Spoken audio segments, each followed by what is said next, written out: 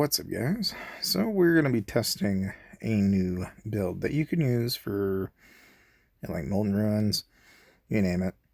So I'm just going to go ahead and grab a Molten Ruins key here. I'll also pick up a Chrono key. I'm just going to go ahead and give this a shot. We'll try it first in Abyssal just to see how it plays out. And I'm just curious. It's like there, didn't barely last. Hardly at all. And I wonder if maybe we need to tweak a couple of things here. So right now we're doing 83 crit, 80 combo. Of course, you can see our evasion's at 96%. Crit damage is at 4,800. Combo's at 33,000. And the main thing here is, it looks to me like our downgrade here is probably going to be into defense. So we'll bring this down to like, try 30. Or maybe even a little lower than that. But because we're in dire need of HP, we're going to bring that up. With any luck, that'll help. Then we'll get some crit resistance. Not a ton, but a little. And then, with that in mind, that's the skills. And this is the, I would say the main thing here is you get boss damage with that, get boss damage with this, and then you can either up the amount of resistance you do, bring up crit, add into, even like if you wanted to like throw a shield in, or you could even increase skill crit. You got different angles, right? But the idea here is to try and make you as tanky as possible. Like as you can see here, the idea is death by a million cuts, but you got to be able to do enough damage. Now, I will point out I am using our Sky God, and that's got against the strong, which is boss damage, global combo, and then some damage resist and combo damage. Could be better. I would prefer getting rage bonus on something like this. And there's no specific reason for using Horus other than the fact that I see it as kind of an advantage when it brings down HP. It's going to basically buff up the amount of damage we do, which I think is going to be handy. Now, whether it's going to be enough, I don't know. Now, as far as the actual back accessory goes and the talents, all right, we're upping evasion, and then we're grabbing eager momentum, getting crit bonus, combo damage. We're going to grab the attack speed and the combo. And then we'll also pick up Gale Barrage. Okay.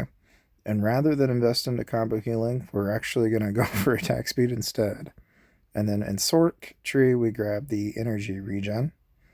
And then in Tame Beasts, we grab the evasion. And in Archery, we grab the evasion. And then, while I haven't done it yet, because again, we've got crit damage, and the option, alternatively, right, is we could sacrifice what we have here, and we could actually go down the Fury path and try and grab Rampage.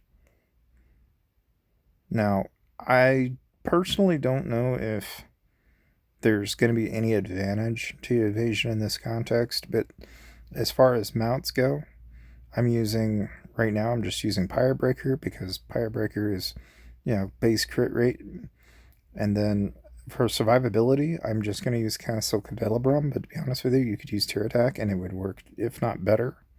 Now, if you were wanting damage, you could go Flaming Carnage, but I'm ultimately aiming for attack here. Now, as far as between using combo versus, say like, and this is really where my gear is kind of out of whack here, because I'm trying to get rid of the Noble Firearm, and I just haven't gotten around to it, because the drops have just not been very kind to me. Okay, but in this context, with a build like this, what you should be able to do is go into Molten Ruins now, like even at like 134, and this is not 150 by any means, but with a build like this, what it should help you do is actually give you the survivability that you're going to need. Because ultimately, where you get stuck in this event is really kind of, as you can tell, it's just how much damage you can pull off and how quickly you'll die. Now, like in this case, the problem isn't really that complicated to see. It's partly because there's just not enough HP. And even though I've got an up on my crit damage, I just don't think it's enough. We're going to need to bring this up a lot. Like maybe up to 41. Bring this up to 31. Bring this up to like 16. Bring this up to 21. And then with what's left over, we can either increase the amount of combo, basic, and counter we do, or the crit damage. I'm leaning towards probably bringing that up to 11, bring this up to 11, and then once again go back and look at, probably buffing up our defense. And then the only reason I do this is to try and balance it, because I feel like if you balance things, you're going to get a little bit more out of it. The skills here, there's not really a whole method to this madness, other than the fact that we're trying to pair up the advantages of Abyss Necklace with Stellar Statue.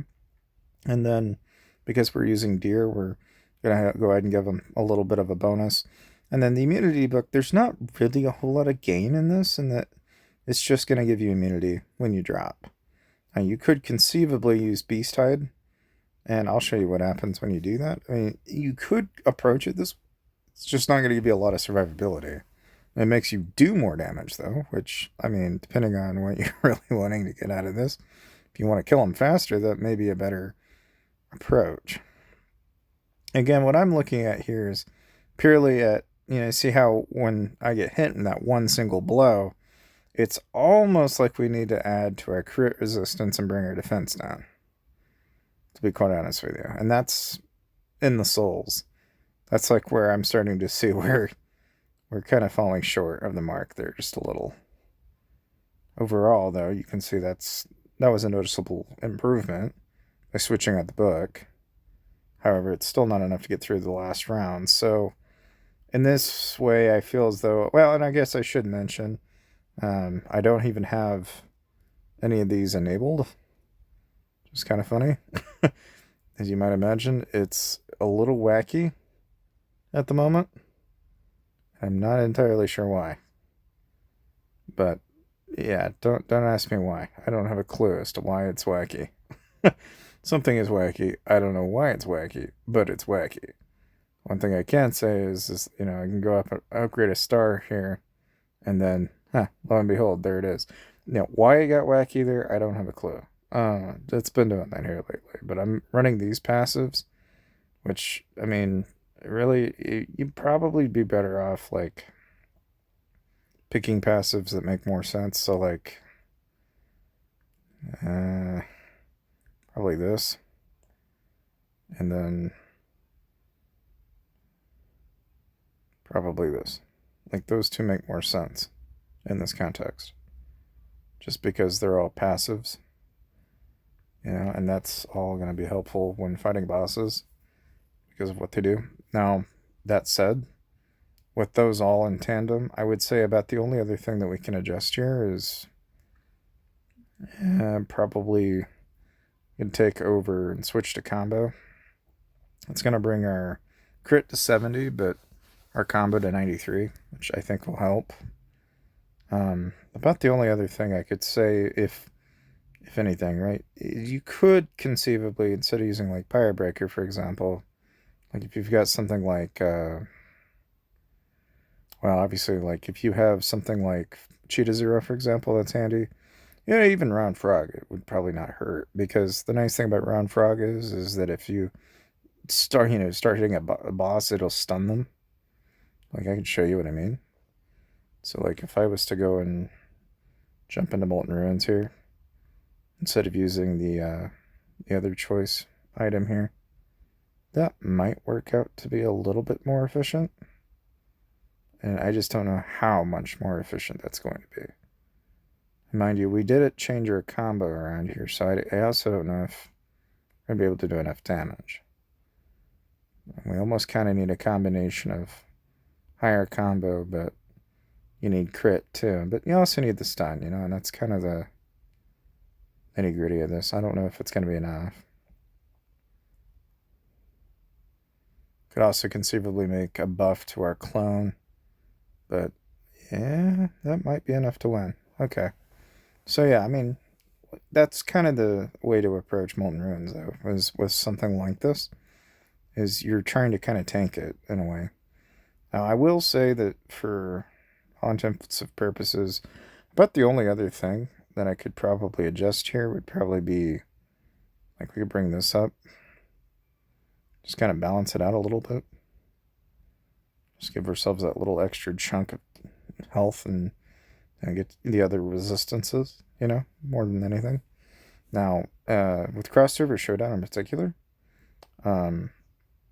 really about the only thing that I would change here is, so like, when going into PvP anyway, you really don't want to use something like that PvE build. You want to use something more like this, because this is what I currently use, and this works fine.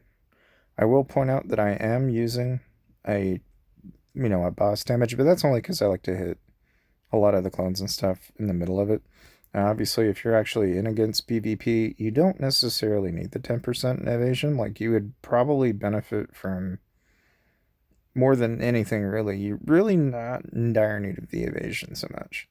As what you really want is, you can either extend your stun durations. So, like, for example, because we've got such a heavy amount of stun popping there, if let's say we go into PvP, I don't really have any there, but I've got plenty here. So here we go against this guy. It's 84k. It all depends on the kind of player you're up against too. But like even something set up like this is going to help in a tremendous amount because you get such a large amount of stun duration, and it gets amplified because of the relic. You're not going to do so bad. I mean, the main thing here is that even though like this particular player here is able to amplify the amount of damage, a lot of that has to do with the fact that, like my souls have been adjusted to tank. So like if I was to go back and make that adjustment, I mean, really about all you have to do really is just drop this back down to like 50.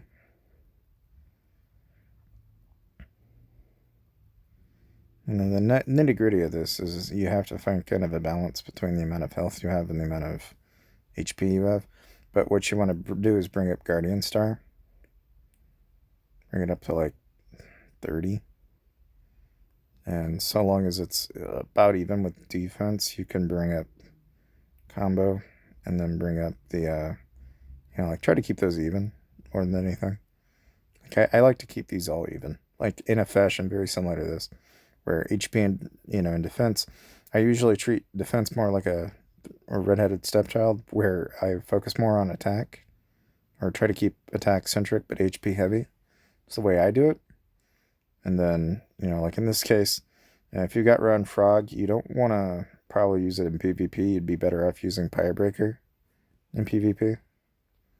So, like, if I don't know, we'll hit somebody around 73k, and we'll go back to 80k here, and I can kind of give you an idea of what I'm trying to get at. Again, the noticeable thing about here is I don't really change the Castle Candelabrum, because, again, you do need that tankiness somehow, some way. How you get it is not really important, whether that's in regeneration in your gear or some other means. Like, for example, if I use the Tear Attack, this is by far one of the best tank piece items that you can get. Okay, and to kind of give you an idea of what I mean by this, like, having swapped to Tear Attack, you'll see what I mean. It's very, very tanky. Like, you won't be able to heal, but you don't necessarily need it either, because of all the shields and benefits you get with the Tear Attack. Like, you become a relatively hard thing to fight. But even here, it's like you can kind of see how that was almost enough to get me killed. And this is why when messing with, like, the Firebreaker, I very quickly will shift over to Cheetah Zero, and then I actually go over to Flaming Carnage, because the benefit of doing something like this is you're really, really aggressive in a build like this, because where, like, you're focusing more on the PvE element with the one set that I was showing you. You go to something like this is a lot more PvP centric. You're trying to kill them off as fast as you can. Like, this guy's really aggressive, the way his build's set up. So, like, my build's probably not going to be good enough, because that Beast Roar Bow is one of the best, if not the best, right now for crossbow players, just in terms of how I go about it, because of how aggressive it is. But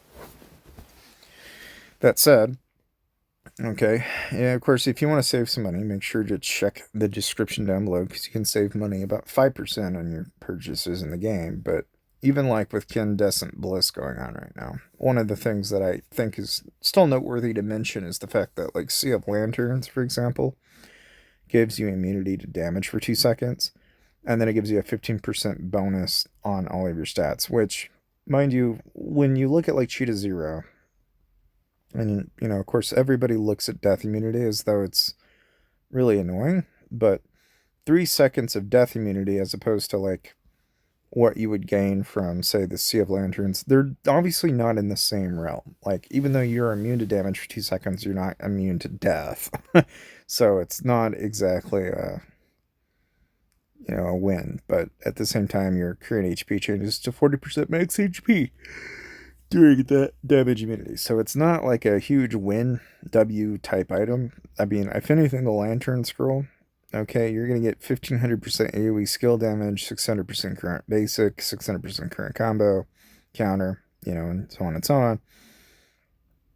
And it's going to do that every 10 seconds after the battle starts. But if the current HP is lower than the target, then it deals extra damage up to 4% of your current HP and reduces the target's max HP by 4%, stacking up to 10 times, meaning you can basically take 40% of their health away. And if the current attack is lower than the target's, then it'll also reduce their active skill duration by 4% and drawing that down by almost 40%. So, Sea of Lanterns is, okay, but Lantern Scroll is by far one of the more, like, I think later down the road, there are going to be certain items that Lantern Scroll is going to pair up with really nicely. And again, obviously, if you haven't already got the Cancel Candelabrum, you have a chance at getting it. So, again, if that is something that you want to be able to do, like I've been showing you, I still think it's one of the best pieces, because there's not anything comparable to it, really, outside of, using regen gear. It's nice in the fact that you can pretty much replace that and there you go, like you're good to go. Now, you would be curious as to what exact morph I've been using. You'll notice I'm using Lustrous Plumage, but as more of a view. I actually use the Alien Dimension for its stats. It's a huge boon for crossbow players. Like, by and all, if you don't already have Alien Dimension, you're going to wish you had it. But, I would say the close second in terms of all the items in here that I've shown you, that I think is really kind of what you want to look for, at least in your build, PvP-wise. Now, going back to PvE, about the only other thing I guess I could try here is we could take Alien Dimension out, throw Luminous Plumage in, and then, because we've brought up our defense a little bit, the biggest challenge here is the fact that you've got to be able to tank, and yet simultaneously, you don't really gain a whole lot from Cheetah when you're in the middle of dying, so you don't necessarily need Cheetah so much as what you need is, you're going to need a shield of some kind. I could use Trembling Pepe, which would be a really close way of getting to it, because that's going to give me 8% of my max HP for a shield, and then it'll also give me an 8% attack bonus and reduce time being controlled. That's handy. Although, you could also go with, like, maybe not Cloud Drifter per se, but like Magic Carpet. And when you're running clones, the nice thing is that gives you an opportunity to potentially proc more than one clone at a time. And going back to the fact that, I'm using the Abyss Necklace, you could conceivably go about this using the Storm Necklace, and then if we went and grabbed our Windborne Arrow, if we took that out, and then we decided, maybe instead of using Windborne Arrow, we could try and approach this a little differently, and we can either, I would say, like, in the case of consistency anyway, I think it's probably going to be a little bit better off for us if we're actually targeting their attack. So we can either reduce the attack or their attack speed. Because in the case of Molten Ruins, it tends to be more the fact that their damage output is just so stupendously high. You can either try to dodge that or you can try to lower it, which I think, for the sake of fun, let's just go ahead and try and lower it. and see how well that actually plays out. Now, again, I can jump over into, say cross server showdown, and you can obviously jump into this however you like, but the main thing with it is you want to try and grab as much as you can. Obviously, I didn't really time the event well, so this is just what I was able to get. But typically, like what you would want to buy in the cross server showdown, of all the items that are actually available in here, right? A lot of the time, I'm either gonna pick up reversal potions or the shards for the individual pieces. So like Moonfall shards, 100 Slashes shards, or Windward arrow shards are all good choices, in terms of what you can get. Now, obviously, some people might pick up Ancestral Will if they're wanting to do like a Tame Beast method of approaching things, like that's totally an option. But for me, I'm going to pick up the Reversal Potion because I tend to really quickly swap between avians, and I regularly like to switch just to see what works, what doesn't work. Like, Oris is not bad, and I would say traditionally, most people would probably find that Midnight Firefly is going to give them a lot better results. And you're really only, again, looking for combo, and you're looking for anything that's going to give you preferably crit if you can get it. And the trouble is obviously one part the avian and the other part being the right actual combinations. Debuff immunity would be nice, but it's more eccentric in PvE than it is anything else. Like, I will say that with my experience with Horus and Magic Cat so far, I don't think Magic Cat is really as useful. Horus is definitely a hell of a lot better. I mean, there's just a substantial difference.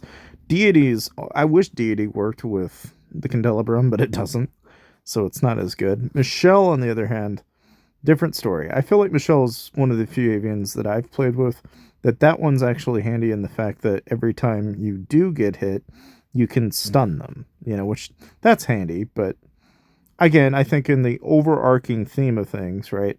Like if you get 3-round shooter, I can show you why 3-round shooter is helpful, but you've got to get the correct avian pieces here. And I don't yet have like the best in slot.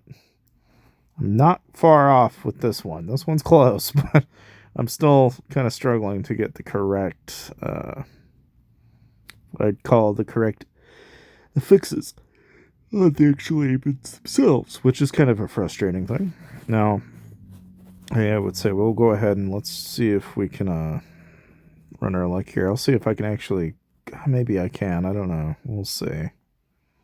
And we want to try and grab this avian and see if we can try to find somebody that has a comparable avian. I can only think of like a couple people that might have what I want. Like, I don't need burst impact so much as I need like maybe this one has what I want. No. And I'm looking for something very specific, which is always going to come by as a very difficult thing to find. That's why it helps to have a lot of friends that you've got added, so you can kind of pick and choose which fixes that you're after. Because that's really kind of the trick to this, is to get the correct pieces in the right places. I will point out that using a higher level avian is strongly not advised. You want to try and stay in the same tier. You want to get the correct avian pick pieces. So like this is got against the strong. That's one that I would like. But see, I wish it didn't have the wrong blues. If it had the right freaking blues, that'd be good, but it doesn't. So let's see what about this one here. Damn it. Still don't have the right avians for the job, so we're kind of have to run the gambit here to get what we want. So when that happens, like, say for example, you got a freaking nature like this, which has not one, not two, like 4 freaking good fixes. We want to check here is look at this rate. We have 40% chance basically of hitting one or the other. If we hit it, we'll get Meteor Feather potentially, no speeding potentially, Terminal Strike potentially, an all-around hit. Like that, I don't know. That's just a freak of nature avian. We might as well just go ahead and run a shot at it because you don't see those all the time. But those avians can be, with the 3 that I've already got there, that could very well work out to be a really good mix. But being as how that we've already got, well, one avian in Kilo that has what we want. Now we have the ultimate question of can we get another avian with what we want? So let's poke around here and see if we've got any others that are similar. Multiple shots, all around hit. Yeah, it's somewhat better. We could probably shoot our chances with that, see what comes out of it.